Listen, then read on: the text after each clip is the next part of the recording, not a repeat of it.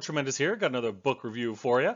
This one is a full-blown novel. Yeah, not a short story for a change. I've been reading it when I was going other places and stuff like that. I read the short stories at home because it's quick, but I read the other ones when I'm traveling to work and stuff because I use public transportation. And these books make the drive worth it, or the ride, whatever you want to call it. Anyway, this one is called Whispering Crystals. It's book 1, Unnatural Laws, and it is a lit RPG series, or light RPG series, however you say that. It is written by H.C. Mills. It is, like I said, a lit RPG / fantasy. It was published November 3rd, 2020, and is 358 pages long. This is the first book of this genre, the lit RPG genre, that I've ever read. The author reached out, asked me to read it, check it out. I kind of hesitated because it wasn't one of the genres I typically would read. I don't know anything about it. I had heard about it, but I'd never seen it, never dabbled or anything like that. So this was my first exploration into this genre, and spoilers, it was awesome. I am a fan. I enjoy lit RPGs, or at least this one. So this is the spoiler-free review. This is a full-blown novel, so I'm going to do both because I don't want to ruin it for anybody that wants to read it and discover everything for themselves. If you want to check this book out, I highly recommend it. Go ahead, click the link in the description below, get a copy of the book, read it, come back, watch my review, and tell me what you think. Was I right? Was I wrong? Was I somewhere in between? You know the drill. I'd love to have a conversation. It would be a lot of fun. So for this one, the main character's name is Emma. I'm sure she has a last name. I didn't bother to memorize it because I see her as Toxic Dragon Girl. It is a nickname she gives herself sarcastically that sticks. I love that the author was able to make that feel so natural, and that's how I see her. Yes, her name is Emma, but Toxic Dragon Girl is hilarious, and I like that a lot better. And also, for the lit RPG thing, especially when that part really kicks into overdrive, it suits her better than Emma. I liked it. But anyway, the plot is there's these vortexes that are appearing all over Earth, usually around dense population centers, and they suck in all the people and spit them out somewhere else. They don't know where they're going. They don't know what's happening. All they know is that if you go into a vortex, you're never seen again. It's been going on for a while now. Eventually, Emma gets sucked into one of these vortexes while she's at work. We'll get into that in a minute. Basically, she gets sucked into this alternate realm, and it's an RPG role-playing game, video game, like Final Fantasy or Skyrim or something like that. Minecraft, pick your flavor, I don't care.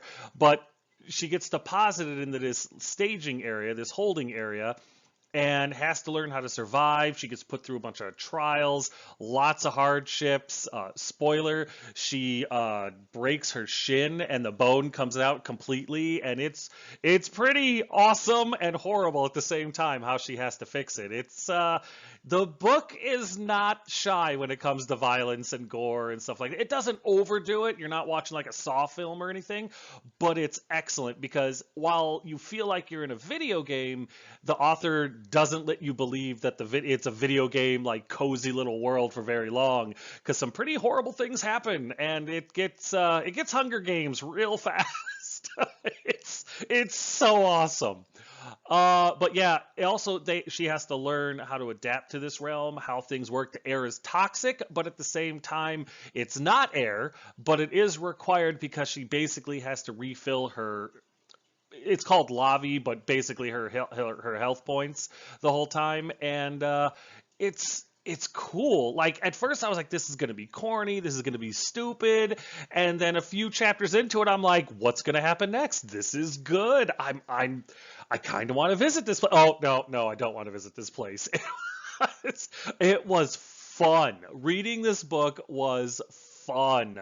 I enjoyed that so much. I couldn't put it down. I actually lost a little bit of sleep because of it, and that's probably the highest praise I could give it because I covet my sleep. Eventually, though, she starts off all the trials and everything like that. She's by herself. She's alone. But eventually, she gets to team up with some others, and you get some new other characters in the story. Obviously, some antagonists, things like that.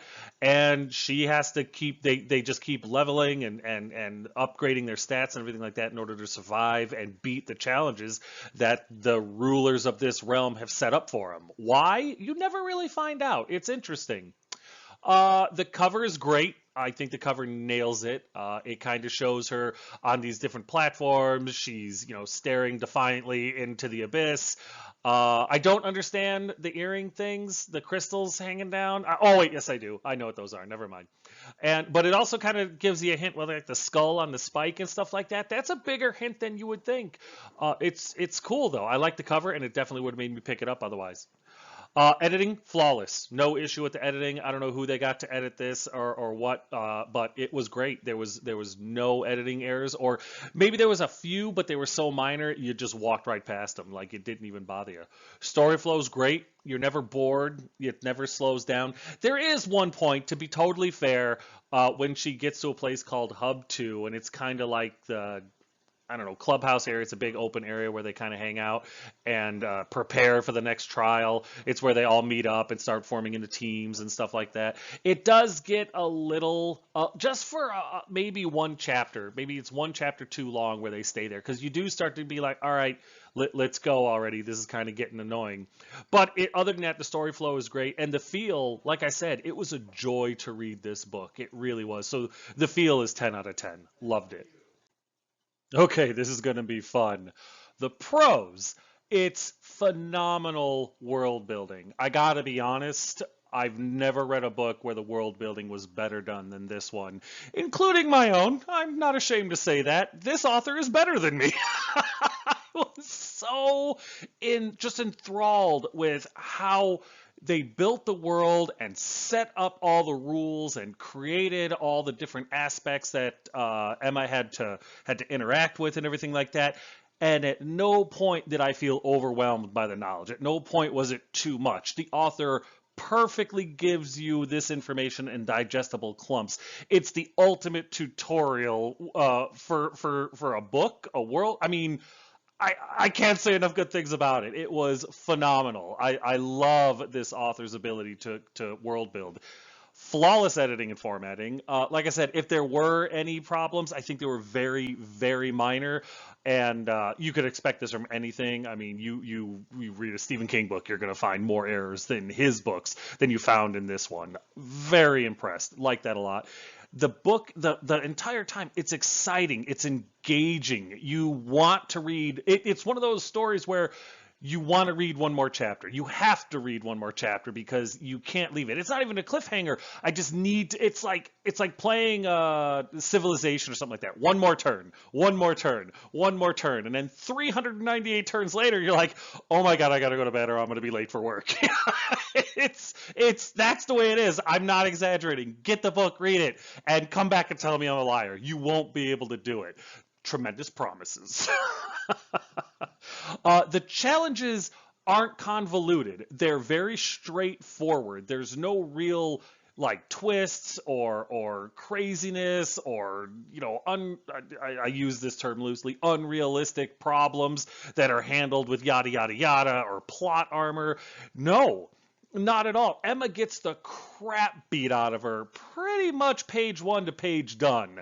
It's and she has to persevere through it, and you feel that she's not a Mary Sue, not at all. Like, her stats are below average for the most part, and she realizes that, and she feels that like a real person would feel that. I mean, imagine if the base stat for, I don't know, agility was 10 and your stat was an 8, and your little AI companion says, well, that's actually below average. Average is 10. You feel that just like Emma feels it, and it's conveyed perfectly.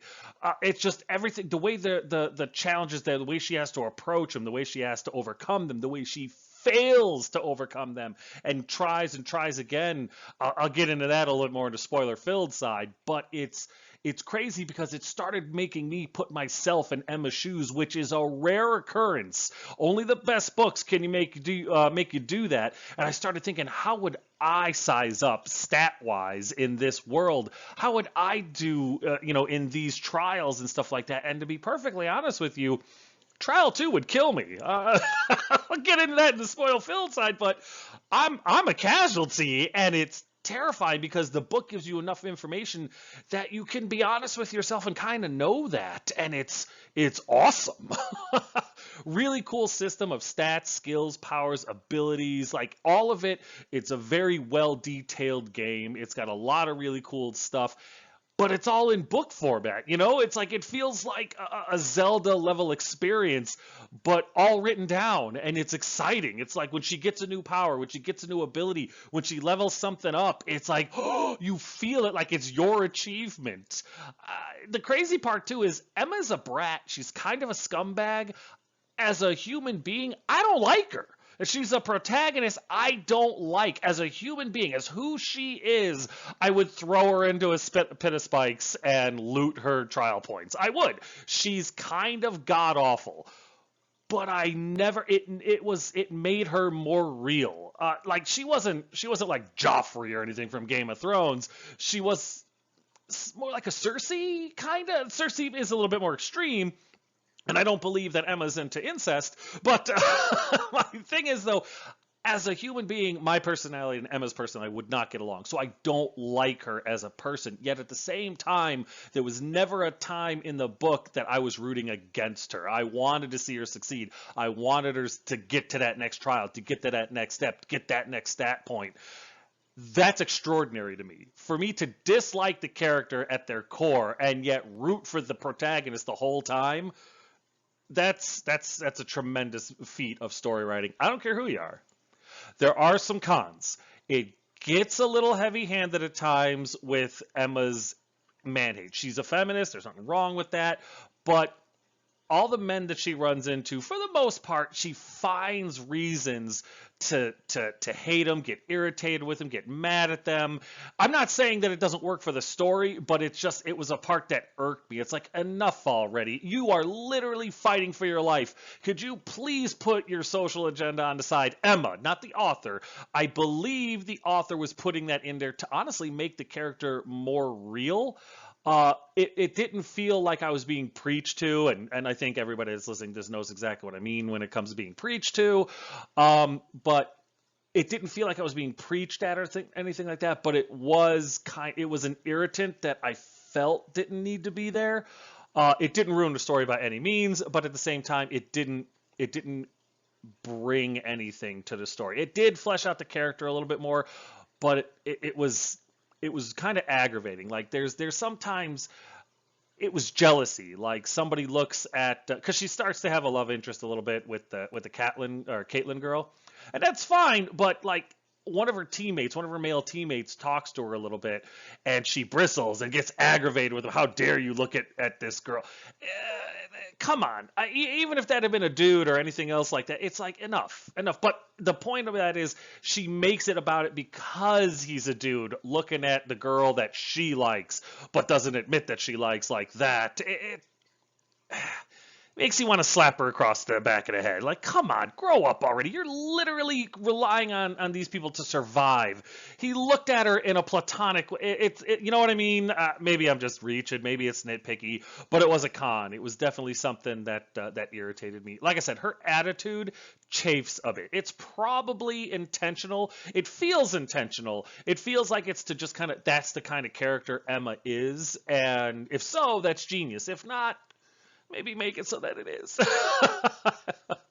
The romance feels forced a little bit in this one. Even when so in the beginning of the story, she goes after a dude, and it feels a little ham-fisted. It doesn't ever really feel like there's chemistry there. And then later on, when she starts to take interest, but not really, like it's never defined, it's never declared. They flirt with it a lot. It feels a little childish. It feels a little forced, a little heavy-handed. I understand there needs to be a romantic thing in stories. I get that. This one, the chemistry felt forced. The connection between all of Emma's love interests, both of them, I should say, it didn't feel right. I know that's a really poor way to describe it, but it just the chemistry wasn't there. It felt forced. It felt unnatural.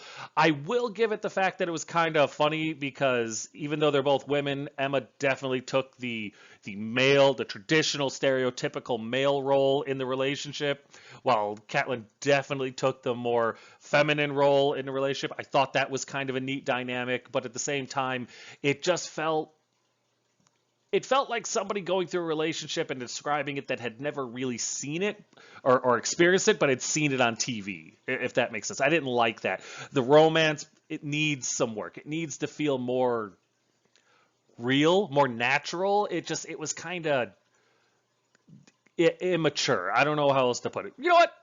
Don't even worry about it. Get a copy of the book, read it, and tell me what you think. Maybe that'll help you understand what I'm trying to get at. The other con is actually probably the worst part, is that this isn't an actual game that I can play right now. I'm very upset. And I've actually filed a grievance with the book writing union because, that exists. I'm sorry. There's so few cons in this book, I actually had to reach and make one up. Sorry, not sorry. So if you can't tell by now, this book is phenomenal. I absolutely loved every bit of it. And that's why I only gave it 1 star. Because you know what? It's mine. I don't want to... No, I'm kidding. I didn't give it 1 star. Are you kidding me? No, this book is worth every bit of 5 stars. 5 out of 5. Hands down. Well, I mean, it's not saying a whole lot. It's the best light RPG series I've ever read. It's the only one I've ever read, but at the same time, it's a fantastic story, fantastically told, and I enjoyed every single page. Yes, I have some gripes. I have a few small things, some nitpicky things here and there, but nothing ruined this story. Honestly, if I didn't have a backlog of... Gosh, at the time of recording, about 7 books right now. I would get the rest of this series and dedicate my free time to finishing it because it's outstanding. Bravo, H.C. Mills. You wrote a masterpiece, plain simple and to the point. Bravo. All right, this is your final warning. I'm going to get into a lot of spoilers. I highly recommend, if you don't like spoilers, to pause the video, click the link in the description below, get this book, and read it. If you like light RPGs, if you like video games, if you like fantasy, I think you're really going to like this one. I fully recommend it. That being said, I have a job to do, so let's get into some spoilers, and I am going to spoil everything. So like I said, it starts off, Emma is a poor kid whose mom works 2 jobs and dad is a disabled drunk. It's a trope. We've all seen this before. Hunger Games, just a lot of them. You never get like the well-off, well-adjusted rich kid or well-off kid or, parents that are great and stuff like that. It's always, they come from this rag to riches thing. It's a trope. It is, but it works. I'm not super fond of it. I think this author could have gone a different direction with it. I mean, Ready Player One does it, Hunger Games, a lot of them do it, but whatever. You know what? It works because Emma's kind of a scumbag. And the author, I will give credit where it's due. The author does not shy away from that. Emma, hung out with drug dealers, was, running around, truant, had a checkered past, she's kind of a scumbag. But in fairness, that also kind of works for her throughout this entire story. So maybe in this situation, the trope is appropriate. Maybe I'm being too harsh. She does have a bachelor's degree, so the author does get it off real quick that she's educated, but at the same time, she works as a hot dog vendor at events around the city so that she can pay to get her master's degree in engineering. And if you have a bachelor's degree, I feel like, especially in engineering, I feel that maybe she could have gotten a job better than a hot dog vendor, but the author does hint that she's trying to stay close to home because she does have a pair of 12-year-old twin, siblings that she wants to help take care of. Her dad's useless, although she does say it's not necessarily his fault. He got hurt on the job and now he collects unemployment and sits on the couch and yells at the TV. Mom works 2 jobs and just pretends like everything's fine, which again, the trope, it's there. And so she works as a hot dog vendor to try to pay her way through school. I feel like she could have done better with a BA, but it is hinted that she does stuff like this to stay close to home. But after you get that background story, you also get like the big plot hook there. Earth has been being plagued by vortexes that appear at kind of random, but around dense populations of human. Every time they pop up, they suck in every human that's in the area, hundreds to thousands of people all at once. And if you get sucked into the vortex, all they know is that you are never seen or heard from again. So it's assumed that everybody dies. That's a fair assumption, I gotta be honest. For some reason, and this really isn't addressed in the book, the government hasn't shut down mass gatherings yet. I mean, COVID shut down the entire planet for a year, but vortexes sucking people out of, gatherings and events, sports arenas. Like literally, it sucked tens of thousands of people out of a sports arena. Really cool visual, but you would suppose the government would be like, yeah, that's banned until we figure this out. Nope, not a thing.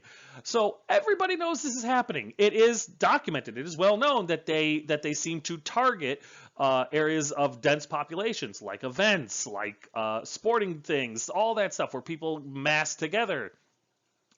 And yet Comic-Con is still going on. I'm like, this seems stupid, but okay, it's a Comic-Con. And of course, Emma's got to go work at slinging hot dogs at the Comic-Con. And it just seems like a really, really stupid thing to do. Emma is stupid, but at the same time, she's educated. So it was kind of a bad way to start. But luckily, it's a full-blown novel and was able to really redeem itself as it went on. Emma is crushing on her coworker Josh, which is kind of an interesting red herring because don't get fond of Josh. He does not see too much of this book. Emma also, though, is a couple of customers come up, and one happens to be a blue-haired 21-year-old-ish girl that is, at the Comic-Con with her friend, a girl, and they kind of flirt a little bit, which is interesting because it kind of shows that Emma, I guess, leans both ways, bisexual maybe. It's never really defined, though. The author never really puts that label on them. She's not hetero, she's not homo, she's kind of fluid, kind of goes back and forth, bisexual. It's interesting. I just wish that it get off the line. Say it. Is she bi? Is she lesbian? Is she heterosexual? She seems like everyone, and it's just I don't know if the author was trying to hit all the things or if that was always the idea for the character, but it's interesting. It's an interesting approach. Then in the middle of the conversation and doing stuff, Comic-Con goes on. And of course, a vortex appears and sucks everybody in. This is probably the most obvious thing that was going to happen in the entire book. There is roughly 3,000 people at the Comic-Con, and they all get sucked into the vortex. They get dropped into an area unceremoniously onto the ground, and the ground is harder than concrete. And that's actually a very cool textile, like visual thing that the author gives you. Sorry, I don't know if the author is a guy or a girl, so if I say he and she and I misgender them, I apologize. But basically, 3,000 people get dropped into this massive staging area in an alternate realm, a different world, a different reality, because our laws of physics aren't the same. Everything that's there is alien. It's definitely got ties to Earth, and that's touched on later, but it has definitely been warped and evolved to fit the rules of reality that are in this particular realm, or whatever you want to call it, alternate reality. And people are panicking. Like they get up off the ground, the ones that can, because some of them get hurt, twist ankles, break legs, break limbs, stuff like that, land on their head and go really still. Like the author does not shy away from death here at all. And people are panicking, which is a very logical and understandable reaction to something like this. Problem is, the area is not conducive to human life. The ground, like I said, is harder than concrete, very unforgiving, and the quote-unquote grass that they're running on is actually as sharp as knives. They literally call it knife grass. And Josh and them are like, Emma tries to pick him up and he's kind of hurt a little bit. She's learning to stand correctly on the knife grass so that her shoes don't get through it and she doesn't get stabbed through the foot. And somebody comes barreling past them and slams into Josh, who protects Emma from the individual, and he gets slammed in the knife grass and skewered on it. And it takes him a minute, but he dies right in front of Emma, really setting the tone for what this world's going to be like. I did not know if the author was going to be that brave and start killing off characters right off the bat. Bravo. Like it really lets you know, oh, okay, this is not a kid's, well, it's not a happy ending kind of thing. Not everyone's going to survive this. Very cool. Very cool storytelling I don't know, technique. So Emma, she starts freaking out because this guy that she's known for a little while, even crushing on, dies pretty awful in front of her. So she starts freaking out, and then she realizes she's having trouble breathing. There's something in the air. Everyone around her that's still mobile starts hacking and coughing and stuff like that because they're basically breathing in poison, and she passes out.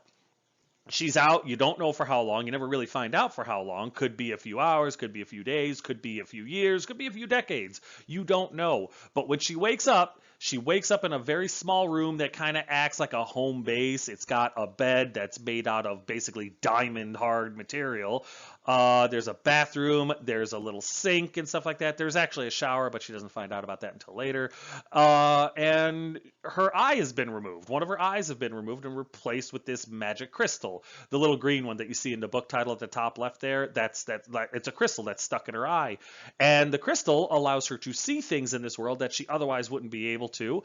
And it also allows her to interact with her personal AI assistant, Suri. And for the record, Suri is awesome. Suri is basically a computer program type of thing, or the equivalent in this world, that is there to guide Emma and teach her all about this world and how to interact with it, what her stats mean, what things are, as much as she can. It's very cool because Emma has to progress throughout this area, this training ground area that she's in order to unlock more information. And if she tries to access information or ask a question that she hasn't been granted access to yet, Suri goes, sorry, that's classified. So she might be able to tell her about a certain rock, but when she asks about a certain leaf, if she hasn't progressed far enough throughout the trials, that information could be classified. That doesn't mean that Emma can't figure it out, but at the same time, she could very much not figure it out and end up either missing out on a boon or screwing herself over with a curse. I like the system. It's neat because it really gives you a sense of progression as the story goes on, especially as information that was once classified is now made available to you. Just like in a video game, as you go forward, or even in an RPG like D&D or something like that, as you learn more, as you gain more, it's very cool. Another cool thing is the stats and everything like that, like her strength, her agility, her toughness, her willpower, her mental fortitude, things like that are all explained, and it's tangible. Like if your strength is 8, your strength is 8. And if you need a strength 10 in order to grab a hold of something or lift something, it doesn't matter. Adrenaline, all that stuff, none of that exists in this realm. It all works differently. She learns about these unnatural laws, all are one, all that good stuff. It's very, very cool the way it's depicted in the story. So like if your toughness is a 10 and something nearby is like a toughness 31 and you lay on it, it's going to be too hard for you to realize or to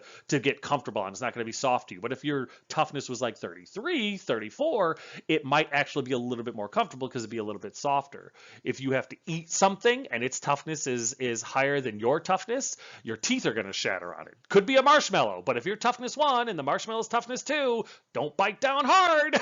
It's very cool. I like that, and the author describes that and world builds with that very, very intelligently. At this point, when Emma, comes to terms with everything and has been talking to Suri for a little while, she finds out that out of the 3,000 people that got teleported in from the Comic-Con with her, there's about 289 left. So thousands of people have died. Okay. So it sets the tone. It's like, hey, listen, if you thought this was Super Mario World, it's not. Welcome to Metroid. It's very cool. It's like, oh, wow. So Emma starts learning about stuff, and one of the first things that she finds out is the reason that she passed out is because there's toxic energy in this world. It's basically, think of it like radiation. That's how I did. And every time she breathes a certain amount in. But she's also breathing in basically aloe vera, health points.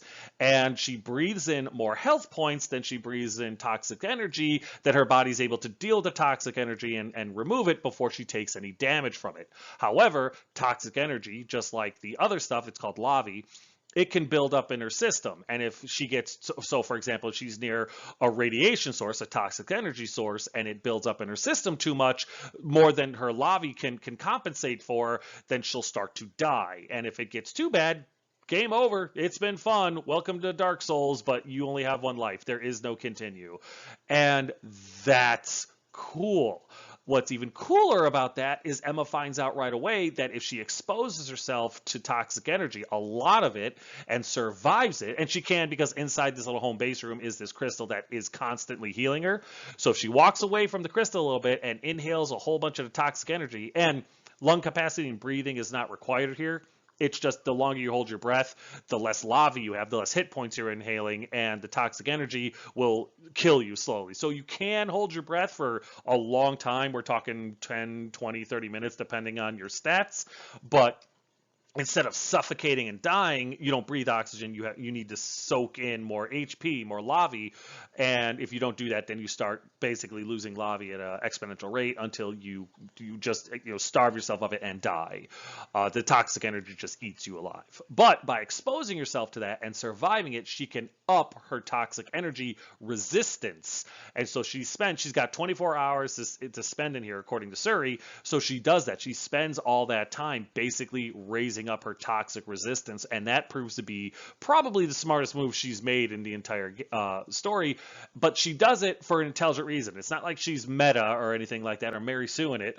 She's realized that she's going to be surrounded by this stuff. It's all over the planet, so the higher her resistance to it is, the better her chances of survival are. It's very clever. It's very well done, and it proves to be very smart later on in the book. There's 3 trials that she has to beat at first, and she's alone for them. These are all solo trials.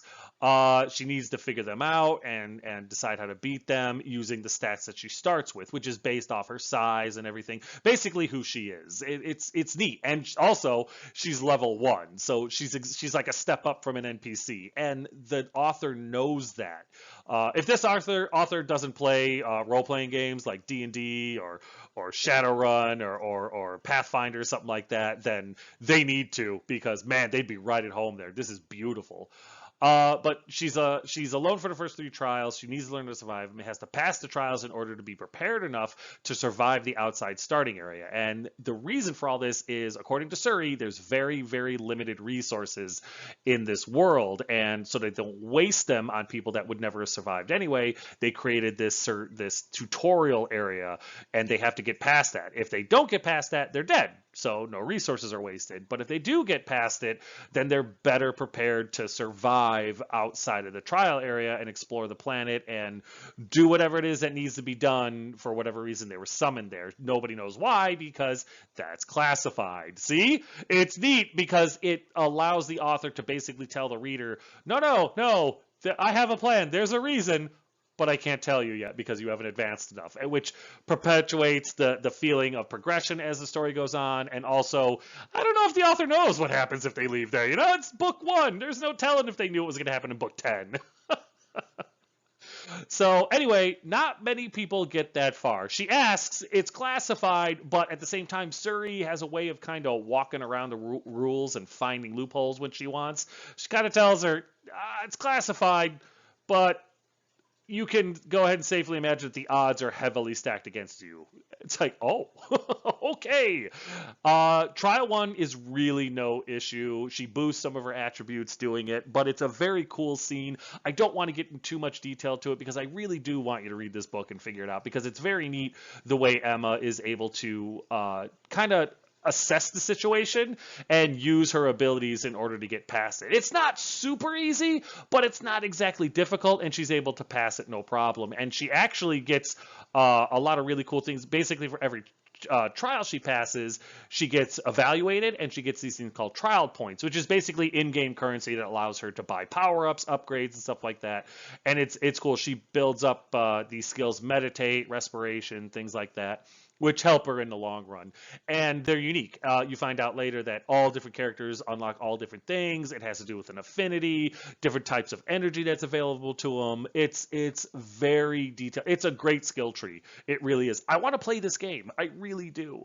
Trial 2 is a lot harder than Trial 1. In fact, it's so hard that Emma falls and ends up breaking her shin bone. She's learning about gravity and the way things work. The denser and larger an object is on this planet, or in this reality, it actually has its own gravitational pull, which allows you to like wall walk and different things. So if you get close to the ceiling and you're far enough away from the floor, you'll actually float towards the ceiling. If you go near a wall or a larger object, the gravitational pull of that object will suck you in a little bit. It's a very cool concept. I got to be honest, I never would have thought of something like that on my own. I like this a lot, and that's what Trial 2 is about.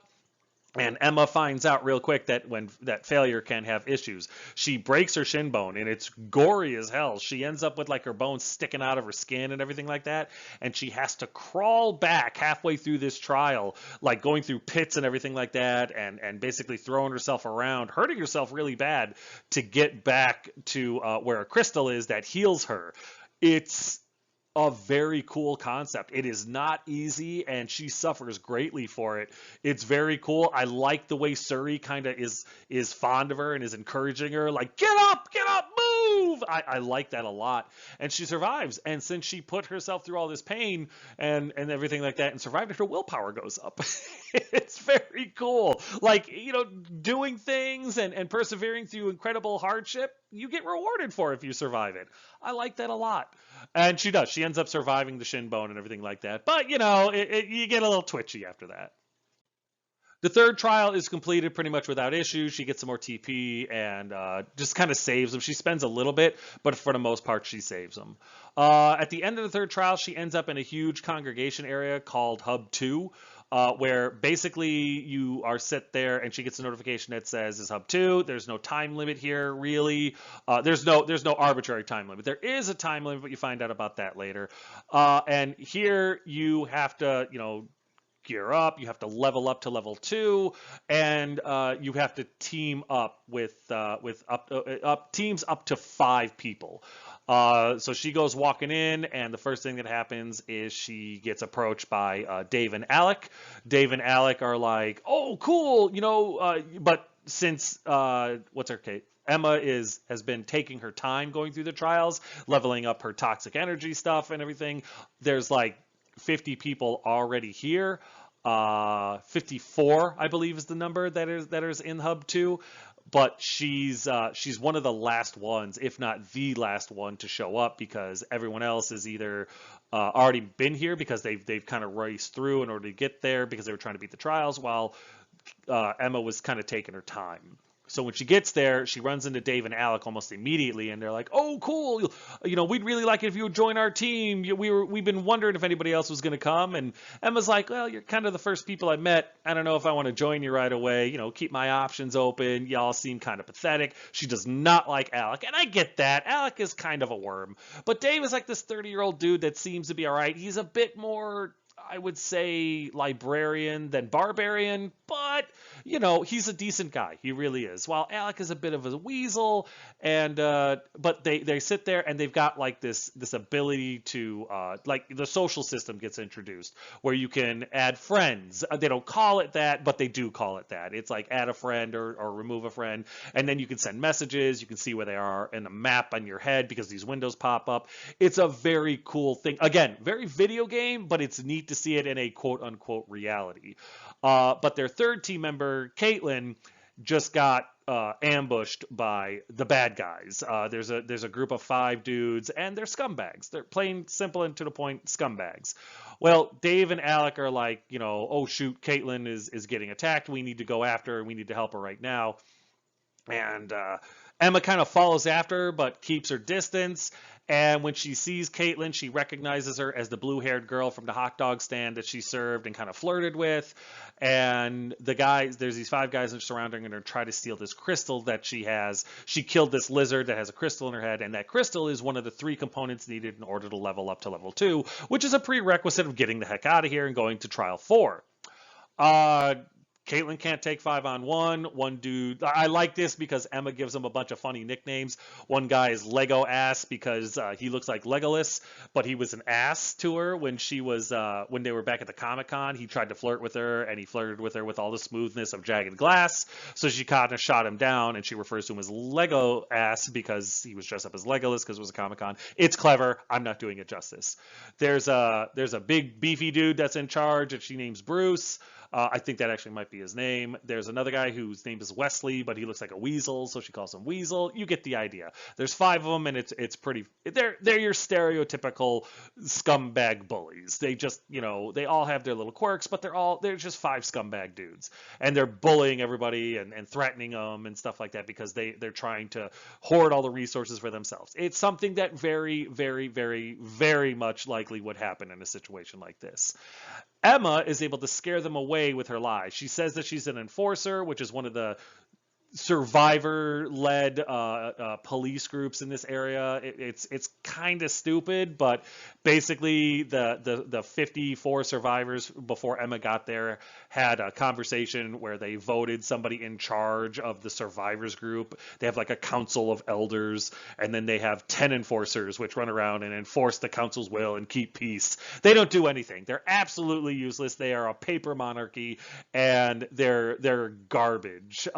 They're not garbage people. They have good intentions, but they have no idea how to implement it. And it's a real Lord of the Flies kind of thing. And they're garbage. And Emma sees them for garbage, but she hears about them. She kind of knows them. She kind of says, I'm one of the enforcers, and if you don't get out of here, it could go bad for you. And what she ends up doing is taking this poison from this flower that emits that toxic energy and spitting it, pouring it in her mouth, and then spitting it at their enemies, which freaks them all out because this is basically like, I don't know, spitting, cyanide at people, and if it touches you, you're dead. Well, she's got a tolerance to iocane powder, and she's able to deal with it, but they get away. Caitlin is safe. She gets to keep her little item. They're like, "We'll be back." I mean, they say it a little bit better, but that's basically what happens. And then they're all like, "How did you do that? How did you survive that?" She goes, "I'm the toxic dragon girl. That's what they call me." And then she hallucinates and passes out because she's dying. The poison, even with her higher toxic energy skill, which is like I think 25% at this point or close to that, which is extraordinary given everything else compared to everyone else. Even Suri says you have an incredibly high toxic energy resistance skill for someone who's been here for this short amount of time. But even that doesn't exactly save her. But luckily, Dave, Alec, Caitlin, and their skills and stuff like that are able to save her, but just barely, and that's kind of neat.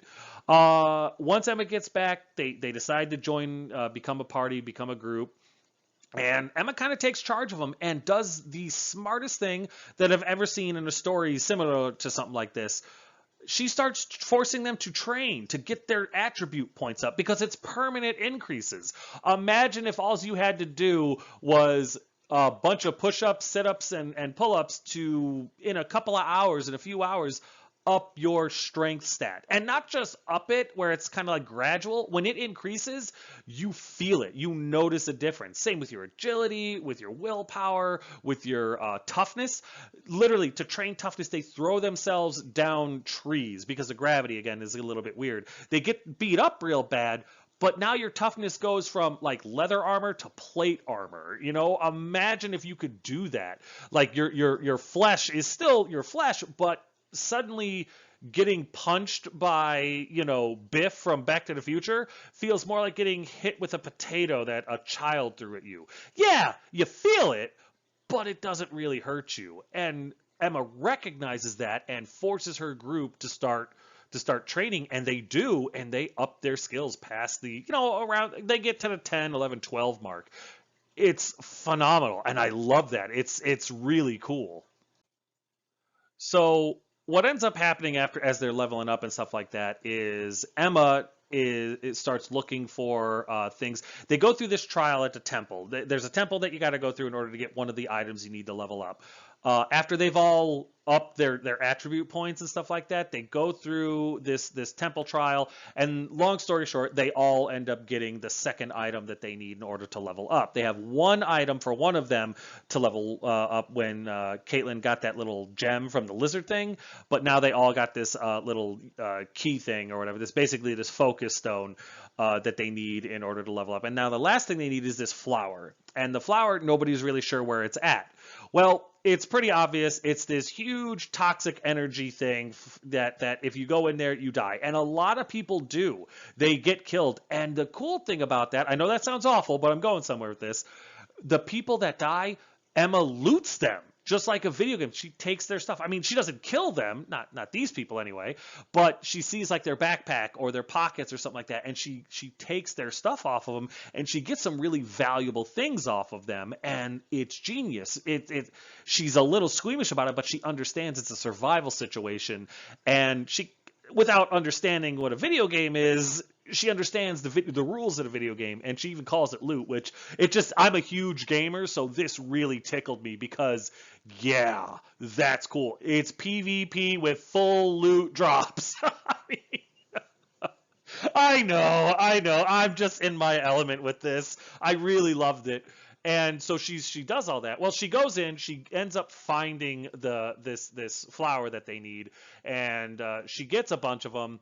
And when she gets back with them, she finds out that she talks with Dave and Alec, and she's like, "Where's Caitlyn?" And Caitlyn's gone. What ended up happening is people are starting to leave. There's 6 doors out of Hub 2, and each door 5 people can go through. 5 times 6 is what, 30?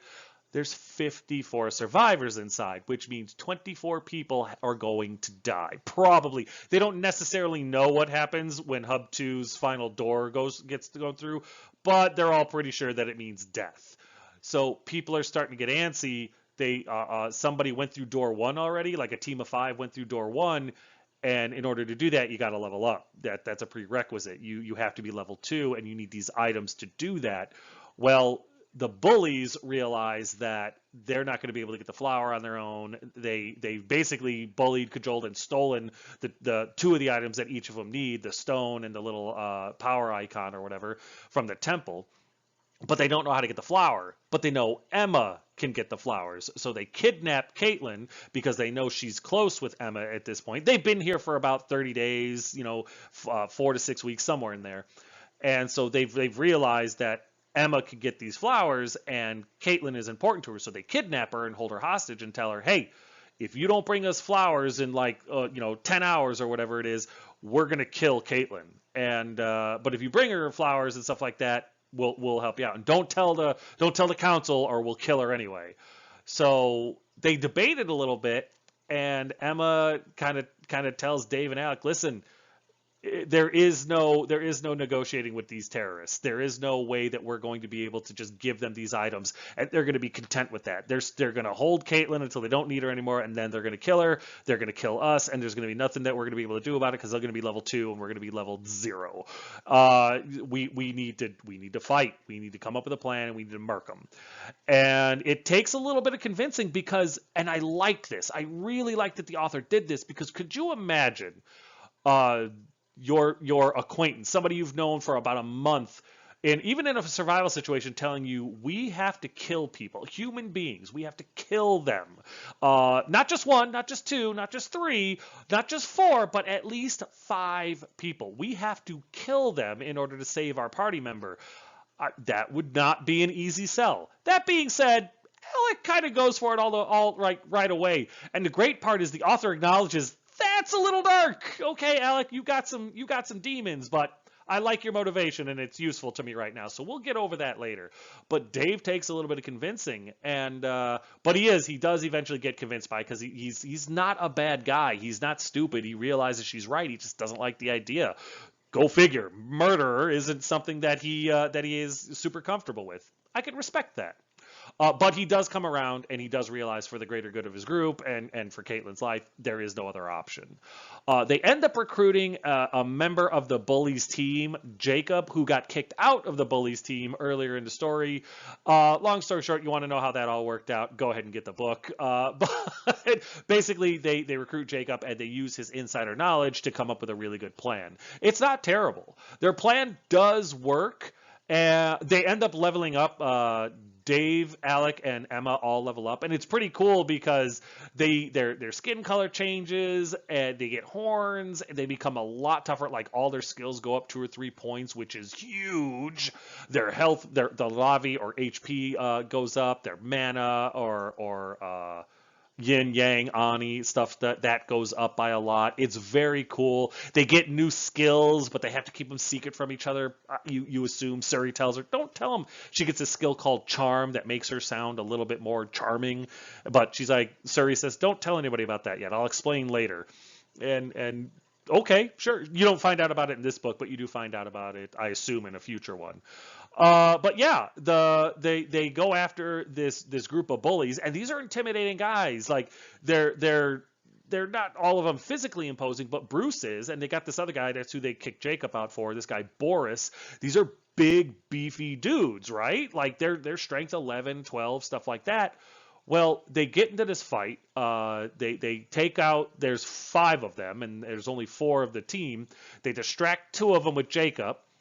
And then they attack the rest of the team, and they're able to take out 2 of them. Legolas gets killed by Emma, and this guy, one of their little scouts, he's a weasel, he's a little brown-nosed scumbag. He gets killed by Dave. And then as they're freeing Caitlyn, Caitlyn actually gets her throat cut by Legolas. He's got a dagger to her throat, or a knife grasp to her throat, and he cuts her throat open. But they have an item that's able to save her, which is really cool, just like a video game. Phoenix down, and she, it survives her. But then they turn around, and Bruce and Boris, the 2 bigger, imposing dudes, are there. And it's Alec and Emma because Dave is trying to get down to him. Again, gravity works funny, and they're up in a tree. So Caitlyn and Alex start fighting these big brutish people, right? And at first we're used to our rules when it comes to fighting. Emma's a lithe young girl, and she's fighting Bruce, who's like a big bulky MMM fighter type of guy, and he's got skills, he's got the ability to fight and everything like that, and Emma's just kind of winging it. You don't get the idea that she's combat trained or anything.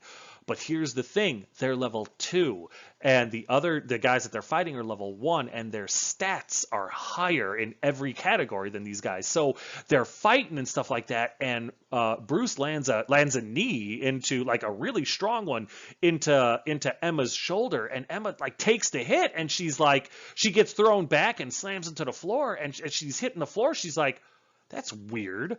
Getting hit by Bruce hurt less, almost not at all, than she expected it to. Slamming into the floor hurt more than getting hit by Bruce. And she starts to realize, oh my God, I'm level 2. My stats matter. And she looks over, and Alec is being strangled by the Boris guy, and she's like, he's faking it. He's figured it out too. Our size, what our looks are and stuff, they don't matter. It's our stats that matter. And that's a really, really smart way of explaining how a smaller individual like Emma could go toe-to-toe with an MMA fighter-styled individual and still win. It's their stats. And she ends up defeating Bruce. She doesn't kill him right away.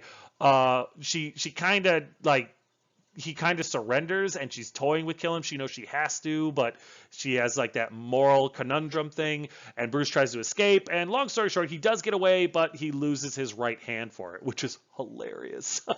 Couldn't have happened to a nicer guy.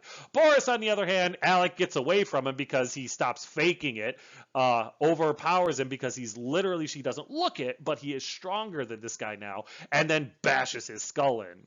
The cool part about that, and I use that term on purpose, is you get rewarded for PvP. Not only do you get to loot them, but any of their trial points, the in-game currency that they have on them, you get half of it for killing them. And there's a little, congratulations, you won your first PvP battle. here's a handful of here's half of their trial points as a reward, and of course you get all their loot because it's a full loot drop thing. It was awesome. I was not expecting that. I thought that was great. Beautiful, beautiful touch by the author. Magnificent storytelling. So yeah, they save Caitlin. She's hurt, but she's fine. And long story short, Caitlin and Jacob level up to level 2, and then they gather up their stuff to head to the door to Trial 4 because they don't want to stick around. They meet with the leader at the door. There's a little bit of a conversation. The leader comes up, the survivors leader, the council or whatever in this area.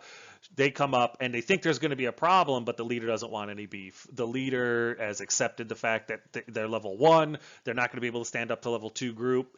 And they understand that there's not enough doors for people to get in. They don't know exactly what's going to happen, but they're pretty sure that they're going to die.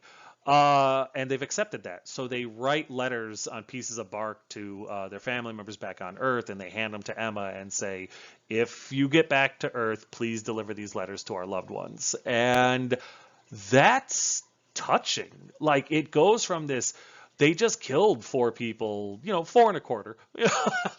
They just found out how tough they are. Like, the level difference was massive. And the changes to their bodies and their abilities and everything like that, they're bigger, stronger, tougher, faster, smarter. It's super cool. And they're aggressive. They're almost feral. And then the author hits you with that reality thing. 24 people are going to die, guaranteed. A lot of them already have. And they know it, and some of them have just accepted it. They're not fighting it anymore, and they have their death notes to their family and the off chance that they get back to Earth one day.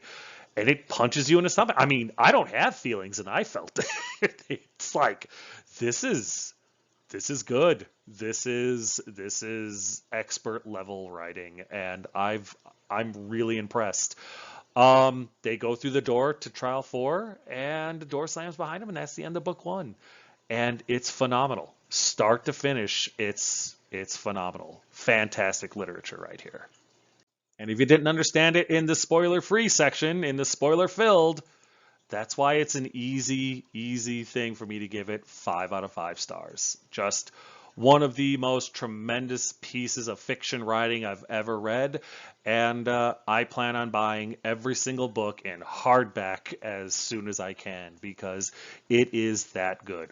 Bravo, H.C. Mills. This is phenomenal. This is a tremendous story. Thank you for reaching out and giving me the opportunity to experience this because I loved every minute of it. And there it is. There's the end of this book review, and there's the Whispering Crystals book 1. Well-deserved slot on my e-shelf. I'm proud to have it there.